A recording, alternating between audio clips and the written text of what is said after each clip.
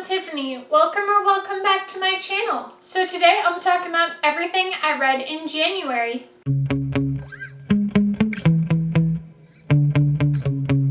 The first book I read was Not Here to Be Liked. Eliza Quan is the perfect candidate for editor-in-chief of her school paper.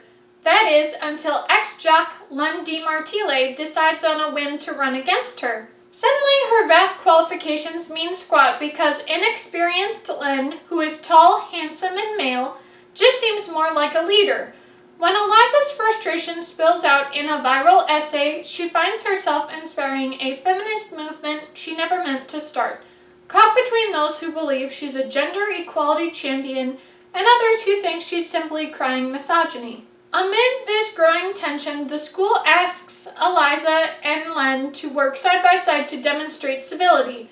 But as they get to know one another, Eliza feels increasingly trapped by a horrifying realization. She just might be falling for the face of the patriarchy himself. Now, I was pretty excited about reading this book. I tried reading it at the beginning of last year, and I was just going through such a reading slump, so I wasn't faulting the book at all. I just was like, okay, this is the wrong time to read it, so I set it aside for later. So at the end of 2022 and the beginning of 2023, I read and finished this book, and unfortunately, it just did not meet my expectations. I thought this was really going to be a strong read. It was going to have a message. And I feel like it tried, but it didn't succeed very well. I do hope this author gets better. I'm pretty sure this is her debut.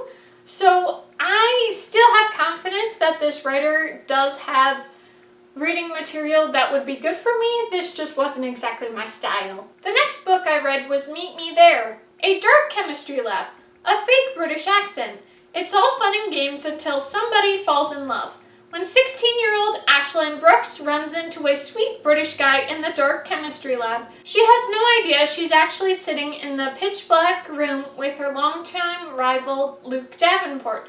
She also doesn't know that she's stepped into another one of the football captain's pranks. It isn't long before she's sharing things she's never told anyone, and starting to fall for the mystery guy with a sexy accent who seems to understand her in a way no one ever has before.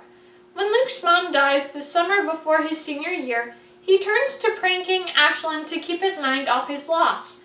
But the more he gets to know her, the more he regrets using his fake British accent in the first place. Soon Luke is walking the thin line of keeping his lies a secret and wishing he could tell her that the boy she's falling for is really him. I thought this was a really enjoyable book. Yes, maybe it wasn't perfect, but I had a really great time reading it. And it was really nice to have more of a romance book that I actually enjoyed, because I've been reading them recently and I just haven't had the most quality. So I'm glad this kind of felt more like a real book and I had a great time with it. And so those are all the books I read, but I do have 2 DNFs that I was really thinking I was gonna finish and it just didn't end up happening. The first DNF was Accidentally Amy. It started with a cup. Isabel Shea is usually a very honest person, but when she's running late for her first date at her dream job and the barista yells for Amy 3 times with no answer, she does the unthinkable. Izzy takes the pumpkin spice latte. It's the exact drink she ordered and paid for, only way further ahead in the line. So she mutters, "I'm Amy," and grabs the cup. But when she turns around and runs directly into the most attractive man she's ever seen, spilling the drink all over his GQ shirt and tie, she ends up having the ultimate meet cute. Sparks fly and things feel beyond promising until he says the words, "See you tomorrow, Amy." Uh-oh. She'll definitely have to straighten him out the following day. Only when she gets to her new office and meets the VP of her department, it is none other than Blake Phillips, the hottie from Starbucks.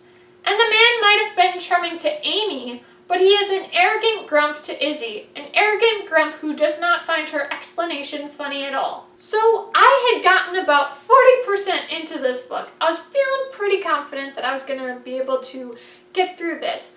But unfortunately, even though it had a strong start, it was just kind of getting cheesy. I was getting major secondhand embarrassment from these characters. It was just not working for me.